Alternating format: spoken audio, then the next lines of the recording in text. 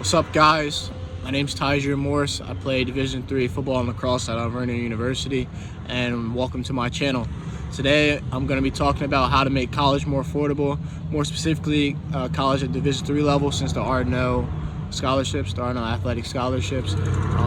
I've received a couple questions just asking me how I went about my process to not only land at the school where I'm at, but also get it to a price that's more affordable and ultimately a price that was suitable for my family as well. The first thing I really want to reiterate and place emphasis on is there are no athletic scholarships at the Division III level. Most of your scholarships are going to come from academic scholarships and your merit scholarships, and then outside scholarships you may apply for as well. So like I said, I want to reiterate this because a lot of people, when they go through the recruiting process, this isn't really something that they know, and it's something that is not only surprising but is eye-opening and kind of puts a halt at a lot of people's recruiting processes.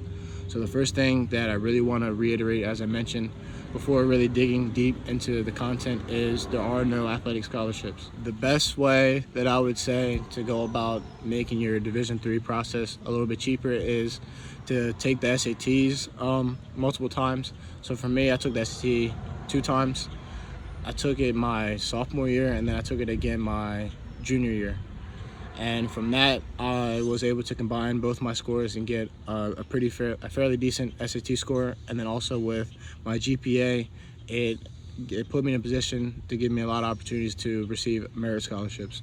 So I would say overall, try to get the highest GPA you can in high school, and then also take the SAT as many times as you can to ultimately give you the highest score possible. And then from that, it'll open a lot of doors for you.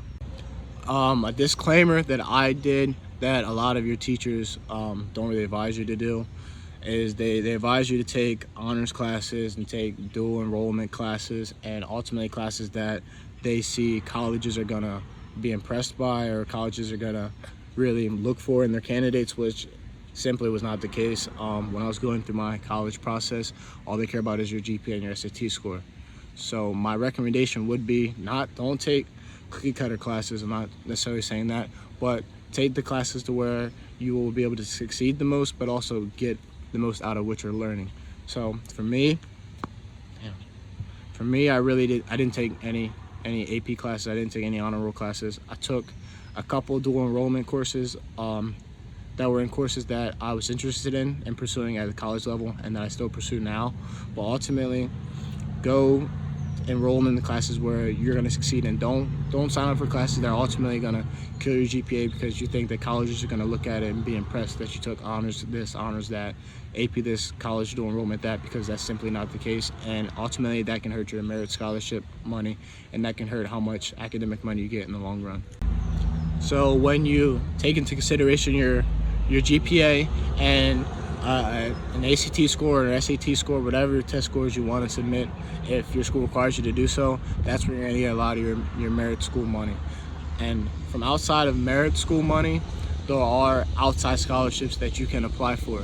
So for me, in my instance, my parents really stressed a lot of emphasis on applying for outside scholarships. So I was writing a lot of essays, I was submitting a lot of applications, and I was just answering a lot of questionnaires to try to get as many outside scholarships that I could possible, whether that was scholarships within the community, scholarships that were available at my high school, or scholarships that were nationwide that were just awarded to recipients that committed applications. So ultimately, I would say try to get the highest GPA you can, try to get the highest SAT score you can, and then from that point, apply for your merit school scholarships, apply for your outside scholarships, and do all your essay applications.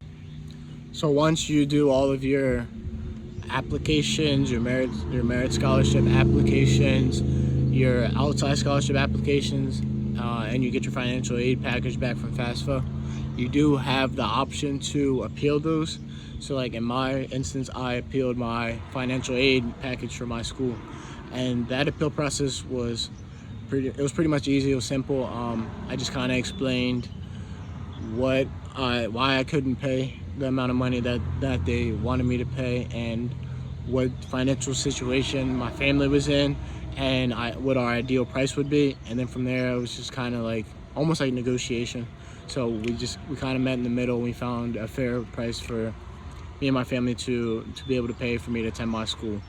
Also, other schools, some schools offer like kind of sort of like a price match sort of deal, where you can take your top financial aid package from whatever alternative school you're looking at, and you could bring it to the school that you wish to go to, and sometimes they'll price match that, or they'll take the package that you gave them and they'll compare it to the package that they gave you, and they'll meet you in the middle, or they'll meet you halfway, or they'll just kind of again when I said, they'll kind of just try to negotiate with you to find a fair price for all parties. Once you're set on going to a school, even though it may not be the exact price that you may want to pay, you aren't comfortable paying with, you don't always have to necessarily give up on that particular situation. So for me, my school right now, I believe our tuition is close to $60,000. So when I first came to my school, even though I did all of my scholarships, I did all of my merit money, I did all of my applications, there still was a hefty price that I had to pay my first semester at my school.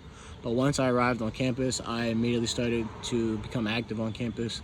I started doing work studies. So I was working on campus, I was getting jobs on campus to where I was having a source of income that could help my family pay for my school. But then also I was applying for other jobs on campus and other forms of leadership on campus. So like for me, at my school, I'm an RA. Being an RA, I no longer have to pay room and board. So knocking off room and board off my bill, that saved a hefty amount of money. I was an ambassador for a semester. That was another scholarship that took a hefty price off of my tuition. So overall, even though you may sign up for the school and you aren't necessarily getting the price that you imagine getting and you aren't really comfortable getting, it may be a sacrifice, because once you arrive on campus, as I mentioned, you can often find jobs or find activities that the school provides to where either they'll pay you or they'll give you an option to knock that money off of your tuition, or knock that money off of a bill, or in some instances give you a credit for an upcoming semester or a credit at the bookstore. So like I said, once you pick the school that you really want to go to, even if it's not the price that you want off the bat, there's a lot of opportunities for you on campus to find ways to get your bill to be cut down. So once you step foot on campus, there will be a lot of opportunities for you to have ways to get your tuition cut down, for you to get your bill cut down, and also receive credits for upcoming semesters, as I mentioned. Some of those opportunities may be work studies, maybe like tutoring positions, maybe positions of leadership, whether that's being an RA, being an assistant of some sort, working in a certain office. Overall, once you get to campus, as I mentioned, there's going to be an abundance of opportunities that you will have. Ultimately, you'll have more at the Division III level, solely because there are less students to pick from. There's less, you have less competitors applying for the same positions that you're applying for, and the school has a lot of positions available. So ultimately, your pool is going to be smaller. You're going to have a great opportunity to not only put yourself out there, but a better opportunity to get selected for these positions. If you are attending these small schools to play a sport, a lot of the times your recruiting coach or your head coach will try to help you also get the best package that you can have, and just ultimately have your tuition get lowered. So if you just establish that relationship and remain in contact with the coaches, be upfront and honest with them, and say ultimately what you're comfortable paying, what you aren't comfortable paying, and just establish goals with them on what you prefer your financial package to finalize at. More often than not, the coaches will go out of their way to help you. I'm not necessarily guaranteeing that you're going to get that package that you want to receive, but they're going to help you to the best of their abilities. Another question that I received was, did I use recruiting services? No, I did not use recruiting services, solely because I felt as if it was spending unnecessary money. Recruiting services, they typically just do the legwork for you. So by legwork, I mean, as I mentioned in previous videos, they're emailing coaches for you, they're calling coaches for you, they're just kind of putting your name out there. So ultimately, it is things that you can do on your own.